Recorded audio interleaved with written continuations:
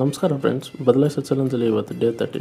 ಯಾವತ್ತಿನ ಥರ ಇವತ್ತು ಬೆಳಗ್ಗೆ 7 ಗಂಟೆಗೆ ಎದ್ದು ಫ್ರೆಶ್ ಆಗಿ ಮುಖ ತಿಳ್ಕೊಳ್ಳ ತೊಳ್ಕೊಂಡು ಪ್ರಿಯವರ್ಗೊಟ್ಟಿಗೆ 2 ಮೊಟ್ಟೆ ಒಂದು ಬಾಳೆಹಣ್ಣು ತೊಗೊಂಡು ಗಾಡಿ ಎತ್ಕೊಂಡು ಸೀದಾ ಜಿಮ್ ಕಡೆ ಹೋಗೋಯ್ತು.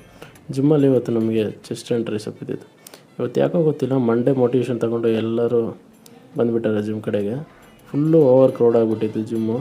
ನಾನು ವೀಡಿಯೋಸ್ ಎದ್ದು ಬಿದ್ದು ಮಾಡಿದೆ, ಇದ್ರೂ ಅಷ್ಟೊಂದು ವೀಡಿಯೋ ಮಾಡೋಕ್ಕಾಗಿಲ್ಲ. ಒಂದು 4 ವೀಡಿಯೋ ಮಾಡಿದೆ.